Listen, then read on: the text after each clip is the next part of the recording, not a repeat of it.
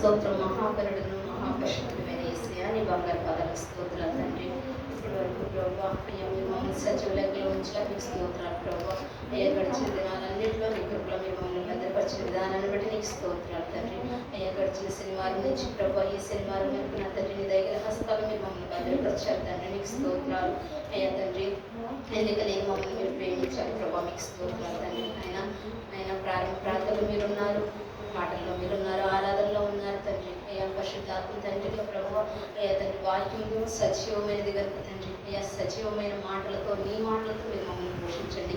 అయ్యా ఏ హృదయానికి నాయన ఏ వాక్యం అవసరమో తండ్రి నాయన నా తండ్రి మీరు మాట్లాడండి, దర్శించండి ప్రభావ, మీకు స్తోత్రాలు. నిలబడిన నేను నా తండ్రి అభిప్రాయాలను యోగ్యత లేని దారులను ప్రభావ అర్హత లేని దారులను నా తండ్రి నైనా నన్ను మీరు మీ సిలువు చాటును మరుగుపరిచిన తండ్రి నీ మా అమూల్యమైన శ్రేష్టమైన మాటలనైనా నా తండ్రి నీ పరిశుద్ధ లేఖనాల నుంచి మీరు మాట్లాడి మీరు మమ్మల్ని తృప్తిపరచండి. యేసే పరిశుద్ధ నామమున వేడుకుంటున్నాం తండ్రి, ఆమేన్. మరొకసారి మీ అందరికి నా హృదయపూర్వక వందనాలండి. మనం పరిశుద్ధ బైబిల్ గ్రంథంలో ఎంతోమంది స్త్రీల గురించి చూస్తాం కదా, అంటే ప్రవక్తలు అంటే దైవ సేవకుల గురించి కూడా చూస్తాము. ఈరోజు నేను దేవుని చేత పరిశుద్ధాత్మ చేత ఎంతోమంది పిలువబడ్డారు. అంటే అంటే దేవుడే దేవాతి దేవుడే ఆమెకు ఒక మంచి పేరుతో దేవుడు పిలిచాడు అనమాట. పరిశుద్ధాత్మ దేవుడు ఆమెకు కనురాలని చెప్పి దేవాతి దేవుడే తన పరిశుద్ధ గ్రంథంలో రాయించారు. ఆమె ఎవరో చూద్దాము. 2వ రాజుల గ్రంథము 4వ అధ్యాయము 8వ వచనం నుంచి. మీరందరూ ఎన్నోసార్లు చదువుకుంటారు. ఒక దినమందు ఎలీషా షూనేము పట్టణముకు పోగా అచ్చట కనురాలైన ఒక స్త్రీ భోజనముకు రమ్మని అతన్ని బలవంతం చేసిన కనుక అతడు ఆ మార్గమున వచ్చినప్పుడల్లా ఆ ఇంట భోజనం చేయుచు వచ్చెను. కాగా ఆమె తన పెనిమిటిని చూచి మన యొద్దకు వచ్చుచు పోవుచున్నవాడు భక్తిగల దైవజనుడని నేను ఎరుగుదును. కావున మనం అతనికి గోడ మీద ఒక చిన్న గది కట్టించి అందులో అతని కొరకు మంచము బల్ల పీట దీపస్తంభము ఉంచుతాము. చాలా సిస్టర్ ప్రార్థన చేసుకున్నాం. పరిశుద్ధమైన తండ్రి మీకు స్తోత్రాలు ప్రభువా. చదివిన లేఖన భాగంలో నుంచి మీరు మాతో మాట్లాడిన తండ్రి ఆయన మీరు స్పష్టంగా మాట్లాడిన ప్రభువా. జ్ఞానం లేదు అన్న తండ్రి మీరు సహాయం చేయండి, మీ కృపలో భద్రపరచండి తండ్రి. ఆయన మీ పరిశుద్ధాత్మ చేతనైనా ప్రేరేపించబడి రాయించిన గ్రంథం నుంచి మీరు మాతో సూటిగా స్పష్టంగా మాట్లాడమని యేసే పరిశుద్ధ నామమున వేడుకొంచున్నాం తండ్రి, ఆమేన్. ఇక్కడ చూస్తున్నాం కదండి, ఎలీషా ప్రవక్త గారు ఆ పట్టణానికి వెళ్తున్నారంట. మనకి తెలిసినట్లుగా ఒక పెద్ద దైవ సేవకులు వస్తున్నారంటే మనము చూస్తాము, క్యాజువల్గా చూస్తాము, వాళ్ళని మన ఇంటికి పిలుస్తాము. కానీ పిలిచిన వెంటనే మనం ఏమంటాం, మన అవసరాలు ఏంటో వాళ్ళకి చెప్తాము. మాకు ఈ అవసరం ఉంది, దీని గురించి మీరు ప్రార్థన చేయండి, మీ గురించి మేము విన్నాము అని చెప్పి మన లిస్ట్ మొత్తం వాళ్ళకి చెప్పేస్తాం. కానీ ఈ స్త్రీ అలా లేదు. ఆమె ఆయన ఎన్ని రోజుల నుంచి ఆ ఊర్లో శూన్యం పట్టణంలో ఆయన సంచరిస్తూ ఉంటే ఆమె అబ్జర్వ్ చేసింది ఆయన్ని. అంటే ఆయన దైవ సేవకుడని ఆమె గ్రహించింది. అంటే ఆమె దేవునితో ఉన్న సహవాసము సంబంధము, అంటే దేవునితో ఒక వ్యక్తిని మనం అబ్జర్వ్ చేస్తే ఆయన దేవుని సుగుణాలు కలిగి ఉన్నాయి అని చెప్పి తెలియాలంటే మనం ఆయన యొక్క గుణాలని మనం అబ్జర్వ్ చేయడానికి మనకు ఒక హృదయం కావాలి. దేవుని యొక్క ఆత్మ ఉంటేనే ఆత్మ కలిగిన వాడు ఆత్మ చెప్పు మాటలు వినుడు కాక అని చెప్తుంది కదా. అయితే ఈ గనురాలైన స్త్రీ ఏం చేసింది, ఎలీషా ప్రవక్త గారిని బలవంతం చేసిందంట. అంటే ఆయన దారిని ఆయన వెళ్ళిపోతుంటే, దైవ సేవకుడా నువ్వు అటు వెళ్ళొద్దు, ప్రతిసారి ఇక్కడికి వచ్చి వెళ్తున్నావు కదా. ఆ దినాల్లో సేవకుని పిలిచి ఆతిథ్యం ఇచ్చేవాళ్ళు అంత ఎక్కువ లేరు. ఎందుకంటే వాళ్ళు దేవుణ్ణి చేర్చుకుంటే, దైవ సేవకుని చేర్చుకుంటే ఎటువంటి నింద వస్తుందో అని చెప్పి అటువంటి భయంకరమైన దినాల్లో ఈ గనురాలైన స్త్రీ, ఆ శూన్యం పట్టణస్తురాలు ఎలీషా ప్రవక్త గారిని మా ఇంటికి రండి అని చెప్పి బలవంతం చేసి వాళ్ళ ఇంటికి పిలుచుకున్న వెంటనే ఆమె ఏం చేసింది, మీరు భోజనం చేసి వెళ్ళిపోతూ ఉంటారు కదా అని చెప్పి అంత మాత్రమే కాకుండా వాళ్ళ పెనిమిటికి తన భర్తకి చెబుతుందనమాట. దైవసేవకుడు వచ్చి వెళుతున్నాడు కదా, మనం ఎన్నో విషయాలు డిస్కషన్ చేస్తాం ఆడవాళ్ళు. అమ్మాయిలు అయితే పెళ్ళవ క్రితము నాన్న నాకు ఈ డ్రెస్ కొను, ఈ నగలు కొను, ఈ మంచి కాలేజీలో జాయిన్ చేయనన్ను, ఇట్లా వాళ్ళ కోరికలు వాళ్ళ ఇష్టాలు మన పెళ్ళవ క్రితం తల్లిదండ్రులను అడుగుతాం. పెళ్ళైన తర్వాత భర్తలను అడుగుతాం. భర్తలను ఏమడుగుతాం ఎక్కువ, చీరలు కావాలి, నగలు కావాలి, నాకు ఆ ఇల్లు కావాలి, నా ఇంట్లో ఈ సామాను కావాలి, మొత్తం మన సొంతంగా మన సొంత అవసరాల గురించి అడుగుతాం. కానీ ఈ జ్ఞానము కలిగిన ఈ స్త్రీ ఏమడిగిందంటే, తన యజమానుడు తన భర్తతో అంటది, ఇదిగో మన ఇంటికి వచ్చిపోతున్న దైవజనుడు ఉన్నాడు కదా, ఆయన కొరకు ఒక గది కడదామని అడిగింది. అంటే ఆమె వాళ్ళ ఇంట్లో ఉన్న పోర్షన్లో ఉన్న ఒక భాగాన్ని ఇవ్వచ్చు, ఆయన ఎప్పుడు వచ్చి ఉండడు కదా అక్కడ. కానీ ఆమె ఒక ప్రత్యేకించబడిన వ్యక్తిని ఆమె గ్రహించింది. దైవ సేవకుడిని ఏ విధంగా చూడాలో ఆమె జ్ఞానం కలిగి ఉంది. అంటే ఒక గది కట్టించు అని చెప్పినప్పుడు ఆ భర్త కూడా జ్ఞానం కలిగిన భర్త కాబట్టి తన భార్య మాట, అంటే తను ఏది వ్యర్థంగా చేయదు అని చెప్పి తను గ్రహించుంటాడు తన భార్య గురించి. అప్పుడు ఆ ప్రవక్త గారికి ఒక గది కట్టించాడు. గది కట్టించిన తర్వాత ఆమె ఆ దైవ సేవకుడి కోసము ఏర్పరిచిన వస్తువులు ఏంటంటే, మనం ఎంత ఇల్లు కట్టుకున్నా సరే అన్ని వస్తువులు అమ్మిస్తేనే ఆ ఇల్లు అందంగా ఉంటుంది, అంతే కదండి. చాలా 4 ఫ్లోర్లు బిల్డింగ్ కట్టించుకొని 4 ఫ్లోర్లు ఉండి 4 గదులు ఉండి అందులో ఏ వస్తువు లేకుండా ఉందనుకో, బోసిపోయింది, ఏమీ ఇంకా కొనుక్కోలేదా, కొత్తగా వచ్చారా మీరు ఇంట్లోకి అని అడుగుతారు. కానీ అన్నీ అమర్చి ఆ దైవ సేవకుడికి ఏమేం కావాలో ఆమె అన్నిటినీ సిద్ధపరిచింది.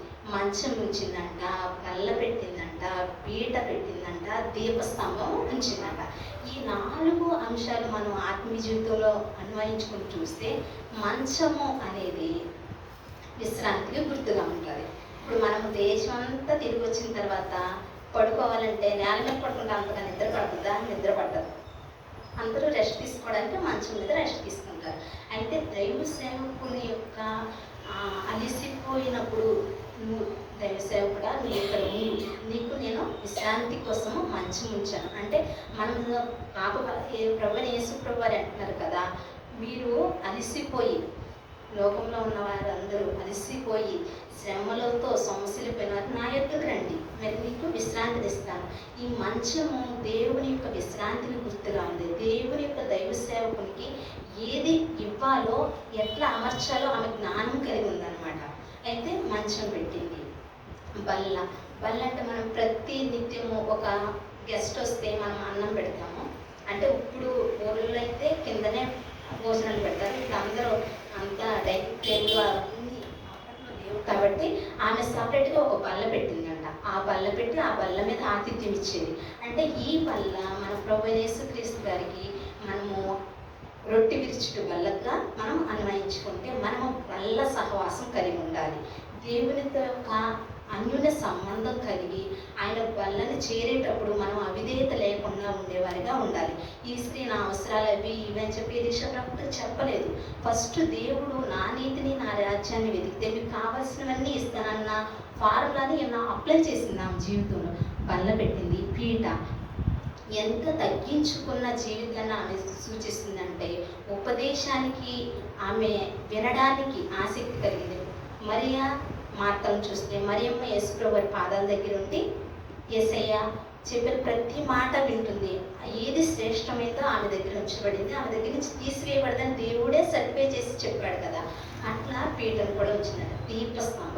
దీపస్తంభం అంటే మన యొక్క క్రైస్తవ జీవితం లోకానికి ఒక వెలుగుగా ఉండాలి. మన వ్యక్తిత్వము మనము ఒకరి దగ్గరికి వెళ్ళి నేను యేసుప్రభుని నమ్మానని నువ్వు చెప్పక్కర్లా, నీ ప్రవక్తను చెప్పాలి, నీ ప్రవక్తను మాట్లాడాలి. అక్కడ నువ్వు దాగి ఉన్నా సరే, మనకి చర్చిలు ఎక్కువ ఇప్పుడైతే అన్ని ఊళ్ళో తెలుస్తున్నాయి, కానీ ఎక్కడ చర్చి అంటే అంత పూర్వ దినాల్లో ఆ మూలని ఆ ఊళ్ళో ఆ చెప్పుకోర ఉంటుంది అని చెప్పేటోళ్ళు. ఇప్పుడు కానీ అంత వెలుగులోకి వస్తుంది. అయితే ఆ దైవజనుడికి ఆమె శూన్యమీరాలు ఏం చేసింది, దీపస్తంభం వచ్చింది. మీరు లోకంలోకి వెలుగై ఉన్నారని చెప్పాడు కదా. అయితే ఇట్లా అన్నీ అమర్చిన తర్వాత దైవసేవకుడు వచ్చి పోతూ వెళుతూ ఉన్నాడు. కానీ ఆమె ఆయన్ని నోరు తెరిచి ఏది అడగలేదు. ఆ అధ్యాయాలు చదువుతూ ఉంటే ఆమె ఇవన్నీ అమర్చింది, గది కట్టించింది, అన్నీ చేసింది. కానీ ఆమెకున్న లోటును ఆ దైవజనుడికి చెప్పలేదన్నమాట. చెప్పకుండా ఆమె పని ఆమె చేసుకుంటూ పోతుంటే దైవజనుడే ఎలీషా ప్రవక్తే గమనించి, అంటే ఇక్కడ దేవుడు మనం చేయాల్సింది, మన రోల్ మనం కరెక్ట్గా ఫాలో అయితే, మనం దేవునికి యథార్థతగా ఉండి మనము ఆయన సన్నిధికి యథార్థతగా వచ్చి ఆయన్ని మనం యథార్థంగా ఆయన్ని సేవిస్తే మనకేం కావాలో ఆయనకు తెలుసు. సమస్తం ఎదిగిన దేవుడు, స్వర్గాన్ని మనకు దయచేసే దేవుడు.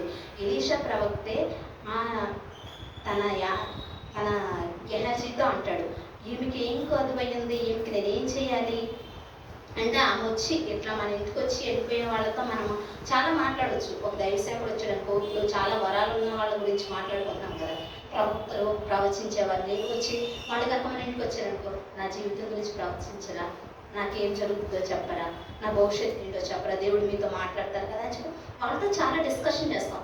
ఏంటి లోకమైన దాని గురించి, మన జీవితం గురించి మాట్లాడుతూ ఉంటాం. కానీ ఈమె ఎటువంటి మాట మాట్లాడినట్టుగా ఇక్కడ రాయబడలేదు.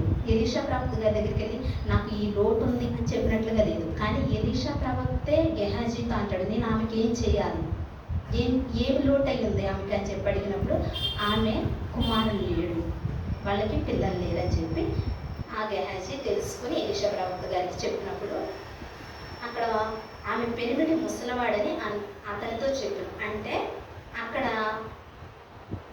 ఎలీషా ప్రవక్తకి ఆయన తెలియజేసే సన్నివేశంలో ఆమె అడిగినప్పుడు ఆ గెహాజీ ఏం చెప్పాడంటే, ఆమె పెనిమిటి ముసలివాడు కానీ ఆమెకు కుమారుడు లేడు. అంటే ఒక్క సంతానానికి మూలకారకుడైన పురుషుడు యోగ్యుడు కాడు అని చెబుతున్నాడు అక్కడ. అంతే కదండి. కానీ ఆమెకు కుమారుడు లేడు మరియు ఆమె పెనిమిటి ముసలివాడు, వాళ్ళ యొక్క లోటు అది తీర్చలేనిది, ఇహలోకంలో అది అవ్వదు. కానీ ఇట్లా ఉంది, పరిస్థితులు ఇట్లా ఉన్నాయి. నా జీవితంలో ఉన్న పరిస్థితులు అసలు మన ఊహకి ఇది జరగదు, ఇది అవ్వదు. ఇంకా ఏముంది, ఎవ్వరూ వల్ల అవ్వదు. డాక్టర్స్ ఏమీ చేయలేరు.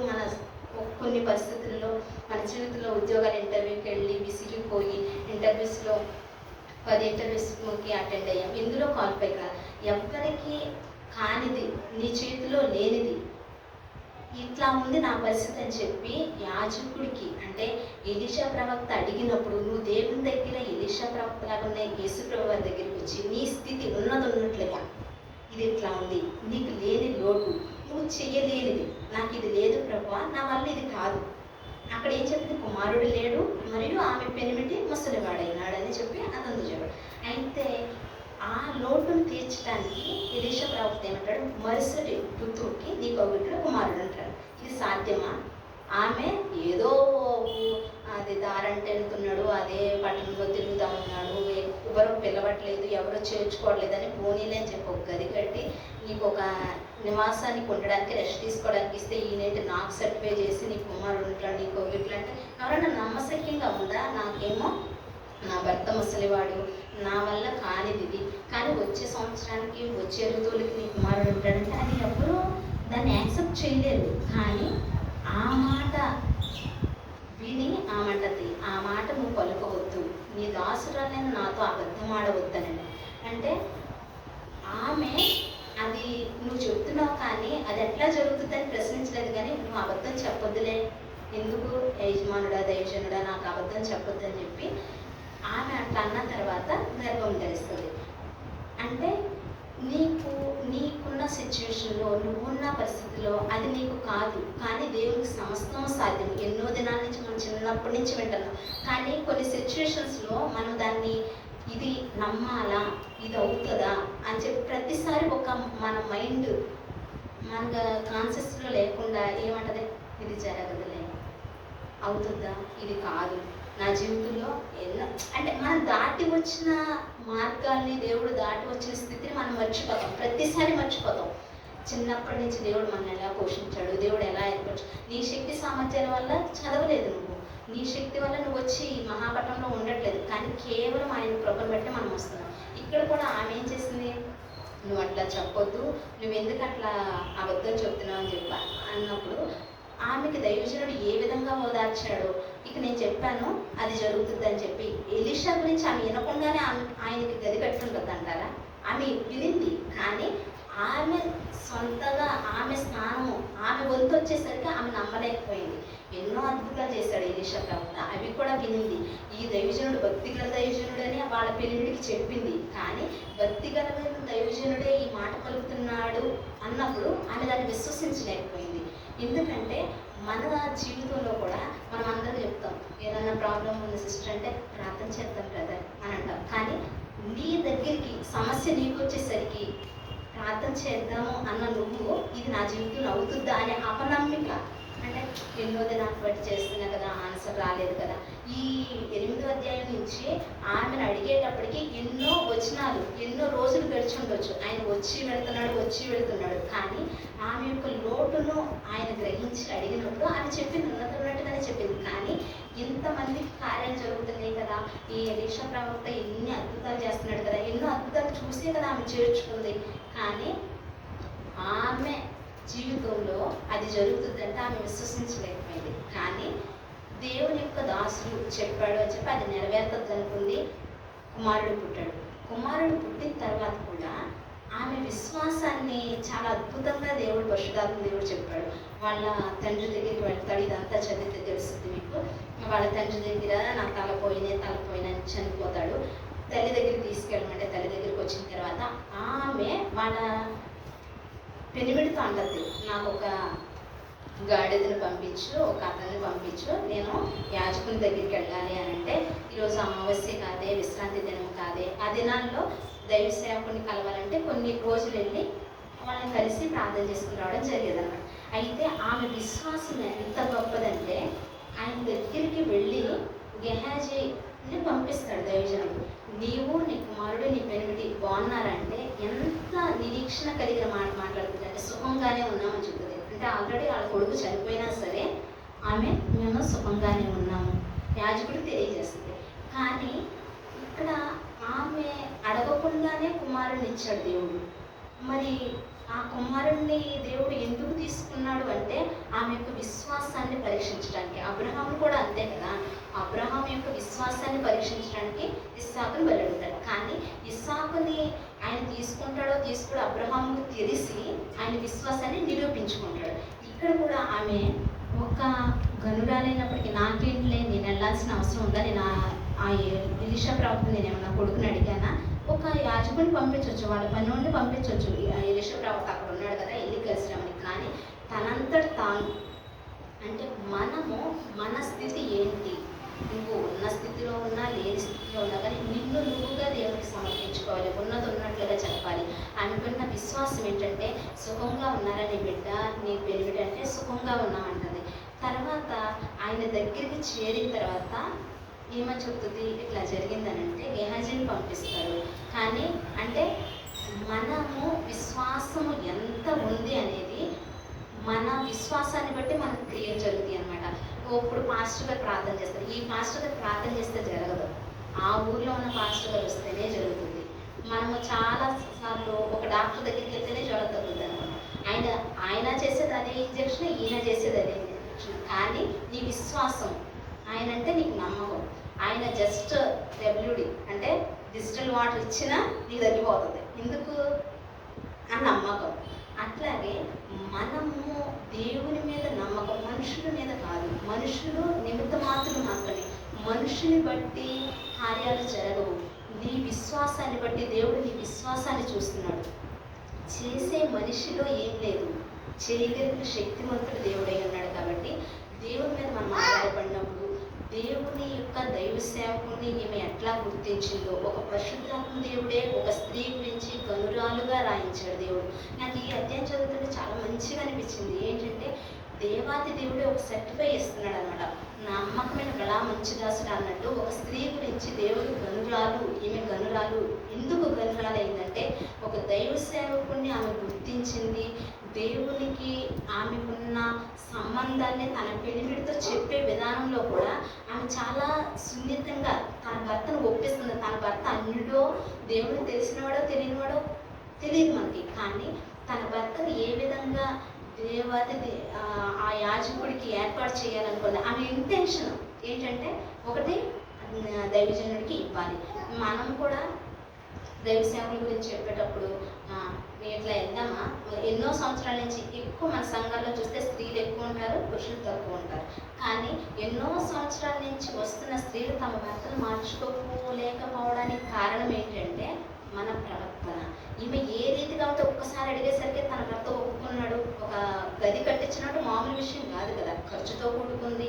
అయినప్పటికీ తన భర్తని ఏ విధంగా మార్చుకోవాలో జ్ఞానం కలిగిన స్త్రీ. అట్లాగే దేవుని యొక్క దైవ సేవకుడిని అసలు ఏ విధంగా సన్మానించాలి, ఆయనకి ఏ విధంగా మనం ఆతిథ్యం ఇవ్వాలన్నా ఒక ప్రణాళిక ప్రకారం కలిగి ఆమె లోటును తీర్చుకొని, ఆ లోటు పూడ్చలేనిది కానీ ఆమె ఆ లోటును కూడా దైవ సేవకుడు అడిగేటట్లుగా ఆమె ప్రవర్తన కలిగి ఉంది. దేవుడే మనల్ని నీకు ఏం కావాలి అనేటట్లుగా ఆమె స్థితి ఉందన్నమాట. అట్లాగే తర్వాత ఆమె తన కొడుకుని బ్రతికించుకుంటుంది. ఈమె కొన్ని దినాల తర్వాత రాజు దగ్గరికి వెళ్తుంది. అంటే కరువు దినాల్లో ఈ అధ్యాయాలు చదివితే తెలుస్తుంది మీకు.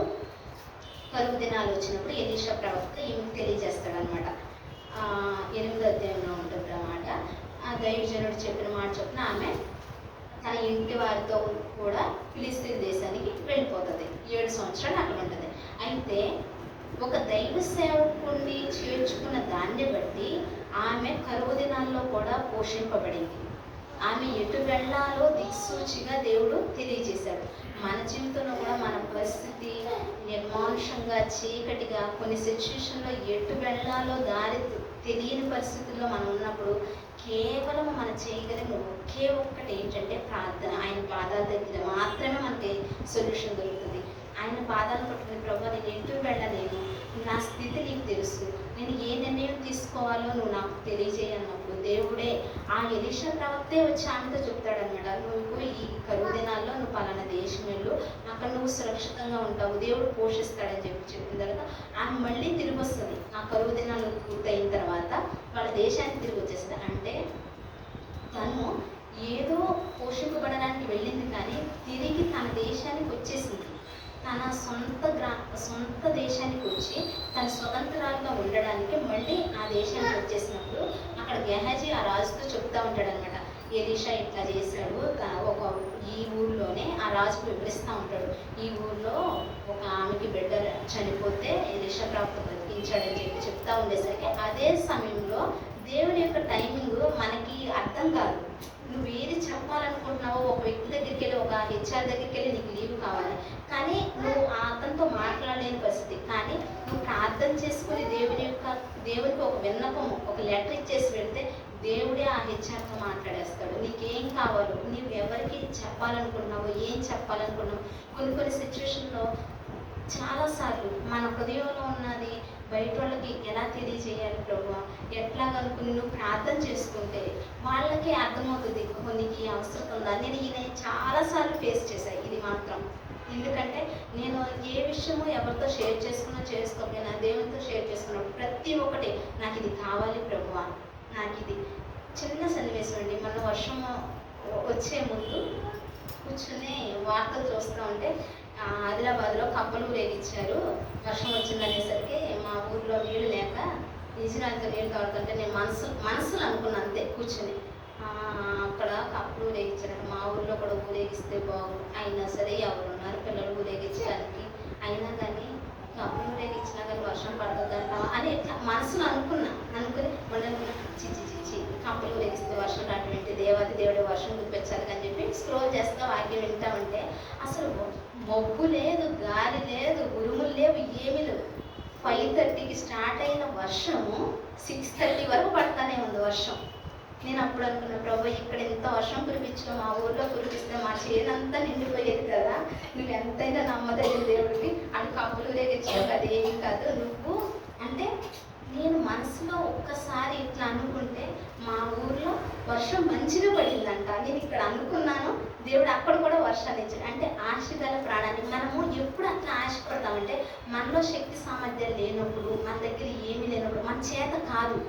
మన దగ్గర డబ్బులు ఉన్నాయనుకో దాన్ని వేరే విధంగా సంపాదించుకోవడానికి ఆలోచిస్తాం. మన దగ్గర డబ్బులు లేవు, మనకి ఎవరు సహాయం చేయవారు లేరు అని అన్నప్పుడు మనం దేవుడి మీద ఆధారపడదాం. అది నేను జాబ్ పోయిన దగ్గర నుంచి గత 1 year నుంచి నేను దాన్ని బాగా అనుభవపూర్వకంగా నేర్చుకున్నాను అనమాట. అందుకే మీకు నేను అనుభవపూర్వకంగా చెప్తున్నాను. ప్రతి ఒక్కటి దేవా నువ్వు చెయ్యగలవు, నువ్వే చేస్తావు, ఎవ్వరు చేయరు. ఎగులోపు మనుషుల్ని ఆశ్రయించినప్పుడు అది ఒకరికి రుణపడినట్లుగా ఉంటుంది. కానీ దేవాది దేవుడు నువ్వు ఆశ్రయించినప్పుడు ఈ శూన్యమీరాలు ఎన్ని రోజులు బట్టి బిడ్డలు లేక ఉండిందో, ఎన్ని రోజులు బట్టి తను కుమిలిపోతుందో, ఎవరికి చెప్పుకోలేని స్థితిలో ఉందో, కానీ ఒక దైవ సేవకుని తను చేర్చుకున్నప్పుడు దైవ సేవకుని ఏ విధంగా ఆతిథ్యం ఇవ్వాలో తెలుసుకున్న జ్ఞానం కలిగిన స్త్రీ తన అవసరం తను చెప్పకృతమే. మనం కూడా దేవునికి మనం చెప్పక్కర్లా, మన అమ్మోళ్ళకి మనం చెప్పక్కర్లా. మనకి క్రిస్మస్కి డ్రెస్ కొనమని మనం అడగక్కర్లా. మన అమ్మోళ్ళు మంచి డ్రెస్ అంటే మన ఇంట్లోక తల్లిదండ్రులకి ఎంత శ్రద్ధ ఉంటే పరలోకమందున మన తండ్రికి ఎంత శ్రద్ధ ఉంటుంది. నీ హృదయవాంఛ మొత్తం తెలుసు ఆయనకి, ఆయన ఇచ్చే టైంకి ఇస్తాడు. కానీ అప్పటి వరకు వెయిట్ చేయాలి. దేవా నీ టైం వరకు నేను వెయిట్ చేస్తున్నా, అప్పటి వరకు ఓపికగా నేను నీ గురించి నిరీక్షణతో ఎదురు చూస్తున్నా. ప్రతి ఒక్కటి మనము ఆది కాండం నుంచి ప్రకటన గ్రంథం వరకు ఎంతోమంది స్త్రీలను చూస్తాం, ఎంతోమంది ప్రవక్తలను చూస్తాం. కానీ అందరూ ఇట్లా ఉండి దావీదు కూడా ఊరికే రాసైపోలేదు. ఆయన గొర్రెలను మేపాడు. ఆ గొర్రెలను మేపుతూ కూడా ఆయన చేసిన అతి శ్రేష్టమైన పని ఏంటంటే దేవుని స్తుతించాడు, ప్రతినిత్యం స్తుతించాడు. యోసేపు జీవితం కూడా చూసుకుంటే గుంటలో పడేసిన దేవుని స్తుతించాడు. పోతీఫర్ దగ్గర నుంచి పారిపోయి తన పరిశుద్ధ యవనాన్ని కాపాడుకుంటూ చెరసాల్లో ఉన్న దేవుని స్తుతించాడు. శద్రకు మెషకు అబేద్నెగోలు కూడా మేము రొక్కము, మీరు ఏమన్నా చేయండి అని చెప్పి దేవుని స్తుతించడంలో వాళ్ళు పొందుకున్న ఆధిక్యత, వాళ్ళు పొందుకున్న ఆ గొప్ప ఒక సాక్ష్యము. దానియేలు కూడా ఎంతోమంది ఉన్నారు, కానీ వాళ్ళు కూడా మనలాగా మనుషులే. కానీ వాళ్ళ యొక్క సిచ్యువేషన్స్, వాళ్ళ యొక్క పరిస్థితుల్లో దేవుని స్థుతించారు. మనం అక్క నువ్వేదో చెప్తావు, నువ్వు లేదు 24 గంటలు స్థుతించమంటే స్థుతిస్తావు, మాకు అట్లా సాగదు అంటే లేదు. మీరు డ్యూటీలో ఉన్నా దేవుని స్థుతించుకోవచ్చు. నీ అబ్కాన్షియస్ మైండ్ ఉంటుంది కదా, ఆ మైండ్లో నువ్వు పైకి కనిపించకపోయినా సరే దేవుని స్థుతిస్తూ ఉంటే ఎంతోమంది దైవ సేవకులు చెప్తారు, నీ స్థుతి నీ స్థితిని మారుస్తుంది. నా స్థితిని మార్చింది. నా స్థితి చెప్పుకుంటే దీనమైన స్థితిని పెంట కుక్కల మీద నుంచి దేవుడు పైకి ఎత్తుతాడు అన్నట్లుగా దేవుడు ప్రతి ఒక్కరిని ఆయన చూచుచున్న దేవుడు. ఆయన కనుసైగల నుంచి మనం ఎక్కడికి పోలేము. కానీ మన నుంచి ఆయన కోరుకునేది ఏంటంటే యథార్థతగా ఆయన ఆరాధించాలి, నీ పూర్ణ మనసుతో ఆరాధించాలి. నువ్వు మనుషుల మీద ఎప్పటికీ ఆధారపడకూడదు. నీ తల్లిదండ్రులు కాదు, నీ అక్క చెల్లెలు కాదు, నిన్ను కట్టుకున్న భర్త కాదు, నిన్ను కన్న తల్లిదండ్రులు ఎప్పటికీ కాదు. నువ్వు కేవలము ఒంటరిగా వచ్చాము, ఒంటరిగా వెళ్ళిపోతాం. ఈ ఒంటరి ప్రయాణంలో నీ సాక్ష్యం, నీ యథార్థత దేవుడు చూస్తాడు. ప్రతిదానికి దేవుడు ప్రతిఫలం ఇస్తాడండి. ప్రతిదీ నువ్వు మంచిగా జీవించినా చెడుగా జీవించినా దానికి తగ్గ ప్రతిఫలాలు దేవుడు దాచించుతాడు. ఈ శూన్యమీరాలు ఇంత మంచి కుమారుణ్ణి అడగలేదు. ఆమె కొడుకుని అడిగింది, అడగల. కూతుర్ని ఇవ్వచ్చు కదా. ఎలీషా ప్రవక్త గారు కుమారుడు లేడు అని అంది. అంటే తన యొక్క అభిలాష, తన యొక్క ఆశ, నా కొడుకు కావాలనుకుని మనసులో అనుకుందేమో. నువ్వు నేను ఏది మనం అడుగుతున్నా సరే దేవుని, దేవా నాకు ఇది కావాలి, నేను ఇది పొందుకోవాలంటే నేను ఏ విధంగా నీ దగ్గర ఉండాలి, నిన్ను ఏ విధంగా స్థుతించాలి. మనము ఫస్ట్ దేవుని యొక్క నీతిని రాజ్యాన్ని వెతకడం. ఏదైనా సరే మనం ఆయన దగ్గర నుంచి పొందుకోవాలంటే ఆయన దగ్గర యథార్థంగా ఉన్న స్థితి. నువ్వు మనుషులు చెప్పుకోక్కర్లేదు, మనుషుల ముందు నువ్వు మెప్పు పొందక్కర్లేదు. మనుషులు ఈరోజు నీకు పరిస్థితులను బట్టి మనుషులకు మనస్తత్వాలు మారిపోతాయి. కానీ ఎన్నటికీ మారని ప్రేమతో, విడువని ప్రేమతో నీకోసం ప్రాణం పెట్టి కలువరిశిలో ఆఖరి రక్తం కొట్టు వరకు ఆయన రక్తాన్ని కాచి నిన్ను నన్ను కొన్నాడు. ఆయన నీ తల్లి నీకోసం ప్రాణం పెడదు, జస్ట్ హాస్పిటల్లో బెడ్ దగ్గర ఉండి నుంచుని చూస్తుంది అంతే. నీ తండ్రి నీకోసం ప్రాణం పెట్టదు. కానీ ఏది ఆశించకుండా నీ నుంచి కేవలము ప్రేమను బట్టి ఆయన ఇచ్చిన ఆత్మ కోసం ఆయన ఒక్కడే తండ్రితో ఉండవలసిన అంత మహాగణుడు, దీనుడిగా, దరిద్రుడిగా, రిక్తుడిగా నీ కోసం నా కోసం వచ్చి ప్రాణం పెట్టిన దేవుడికి మనం ఏమి ఇవ్వగలం? విరిగి నరిగిన హృదయం ఆయనకి ఇష్టమైన బలి కాబట్టి విరిగి నరిగిన హృదయంతో ఆయన పాసనిధిగా మనం మోకరిల్లి ఆయనకు ఒక మంచి సాక్షులుగా ఈ కనురాలుగా పరిశుద్ధాత్మ దేవుడు ఏ విధంగా రాసించాడో ఆమె లోటును దేవుడు ఏ విధంగా కూర్చాడో అదే రీతిగా మన జీవితాల్లో ఉన్న లోటును దేవుడు కూర్చేటట్లుగా మన జీవితాన్ని మనం సరి చేసుకుని ఆయన కొరకు మన జీవితం ఈ వాక్యం దేవుడు మన ఇంట్లో దీవించిన తర్వాత ప్రార్థన చేసుకున్నాం. స్తోత్రం స్తోత్రం మహాపరిశుద్ధుడు మహాగరుడు అనేసి బంగారు పాదాలు ప్రార్థన. నిజమే ప్రభు మా జీవితంలో తండ్రి నాయన ఉన్న ప్రతి లోటు మీకు తెలుసు ప్రభు. అయ్యా తండ్రి మీకు స్తోత్రాలు. మీరు సమస్తాన్ని ఎరిగిన దేవుడు ప్రభు, ఒకటి యంత్రంగాలన్నీ ఎరిగిన దేవుడు తండ్రి మీకు స్తోత్రాలు ప్రభు. అయ్యా తండ్రి నాయన మేము మీకోసం ఏమీ చేయలేము కానీ ప్రభు అయ్యా మీకైతే మా కోసం నాయన మీ ప్రాణాలను అర్పించారు తండ్రి మీకు స్తోత్రాలు. మీరు ఇచ్చిన ఆయన గొప్ప ధైర్యకరమైన జీవితాన్ని బట్టి మీకు స్తోత్రాలు ప్రభు. అయ్యా రిక్త హస్తాలతో నీ సన్నిధిలో మోకరిల్లాను ప్రభు నీకు స్తోత్రాలు. అయ్యా మేము మీకేమి ఇవ్వలేము కానీ ప్రభు విరిగి నరిగిన హృదయంతో అయ్యా నీ సన్నిధిలో మేము ప్రతి ఆడుకొనిచున్నాం ప్రభు. అంతం వరకు తండ్రి మీరు ఇచ్చిన రక్షణ కాపాడుకోవడానికి సహాయం చేయండి. నీ వాక్యం ద్వారా మీరు మాట్లాడారు తండ్రి. అయ్యా తండ్రి విశ్రాంతినిచ్చి మీ దగ్గరికి రావడానికి ప్రభు అయ్యా నీ బలిలో నా తండ్రి అయినా మీరు వచ్చి వరకు నా తండ్రి నీ బలిపీఠం దగ్గర మేము ఉండడానికి తండ్రి. అయ్యా తండ్రి నైనా నీ ఉపదేశాన్ని మేము వినడానికి ప్రభు ఈ లోకానికి ఒక గొప్ప వెలుగుగా మా జీవితం ద్వారా తెలియజేయడానికి మా క్రియల ద్వారా మేము తెలియజేయడానికి నువ్వే నిజమైన రక్షణ కూడా కానీ మేము నాయన చాటి చెప్పడానికి ప్రభు మా క్రియల ద్వారా తండ్రి మీరు మాకు సహాయం చేయండి. అంతం వరకు ప్రభు నీలోనైనా మేము నైనా ప్రతిదినము వర్తిల్లడానికి సహాయం చేయండి తండ్రి. అయ్యా మా నీతి కాదు కానీ నాయన నువ్వు కృపగలగలు దేవుడు గల తండ్రి మీకు స్తోత్రాలు. కనికరించండి. వచ్చిన ప్రతి ఒక్క బిడ్డనైనా మీరు జ్ఞాపకం చేసుకోండి తండ్రి మీకు స్తోత్రాలు ప్రభు. సహాయం చేయండి. అయ్యా బిడ్డలు ఏ హృదయంతో ఉన్నారో మీకు తెలుసు ప్రభు, ఏ లోటుతో ఉన్నారో మీకు తెలుసు తండ్రి మీకు స్తోత్రాలు. అయ్యా తగిన కాలంలో మీరు హెచ్చించే దేవుడై ఉన్నారు ప్రభు మీకు స్తోత్రాలు తండ్రి. మీ కాలము వరకు ప్రభు మేము నా తండ్రి ఓపికతో ప్రభు నీ దగ్గర ఎదురు చూసే కృపను దయచేయండి అని నీకు స్తోత్రాలు. అయ్యా బిడ్డల కుటుంబాన్ని జ్ఞాపకం చేసుకోండి ప్రభు. అయ్యా తల్లిదండ్రులను విడిచిపెట్టి వచ్చారు ప్రభు. అయ్యా ఒక్కసారి దర్శించండి తండ్రి మీకు స్తోత్రాలు. కనికరించండి. నీ కృపలో భద్రపరచండి ప్రభు. అయ్యా తండ్రి నైనా మీరు మాట్లాడిన ప్రతి ఒక్క మాటగా మీకు స్తోత్రాలు తండ్రి. అయ్యా భాగ్యరాలను యోగ్యత లేనిదానను అర్హత లేనిదానను మీరు నిలబెట్టుకున్నారు ప్రభు మీకు స్తోత్రాలు. మీరు ఇచ్చిన ఆధిక్యతను బట్టి మీకు స్తోత్రాలు ప్రభు. అయ్యా తండ్రి మీ కృపలో భద్రపరచండి. బిడ్డలు తిరిగి వేడుచుండగా అయ్యా నీ కాపుదలించండి నైనా మీకు స్తోత్రాలు. అయ్యా బిడ్డలు ఓదార్చండి నైనా సంరక్షించండి పోషించండి తండ్రి మీకు స్తోత్రాలు. అయ్యా రాబోయే దినాల్లో ప్రభు నీ బిడ్డలను ఒక మంచి ప్రయోజకులుగా మీరు తీర్చిదిద్దుతున్నందుకు మీకు స్తోత్రాలు తండ్రి మీకు వందనాలు ప్రభు. అయ్యా తన స్థానిక దైవజనులను కూడా మీరు జ్ఞాపకం చేసుకోండి. అయ్యా తన్ని మీ కృపలో భద్రపరచమని అయ్యా మా సంఘాన్ని అంతకంతకుండా అభివృద్ధి పరచమని నీ రక్షణానందాన్ని మీరు మాకు దయచేయండి. అయ్యా నీ రాకడ ఆలస్యమైతే మరొకసారి విధంగా కూడుకుని మిమ్మల్ని స్తుతించే గొప్ప ధన్యకరమైన జీవితాలు మీరు మాకు దయచేయండి. యేసే పరిశుద్ధ నామమున వేడుకొనుచున్నాం తండ్రి ఆమేన్. సంపూర్ణ జీవితం యేసు నామమున స్తుతి స్తోత్రం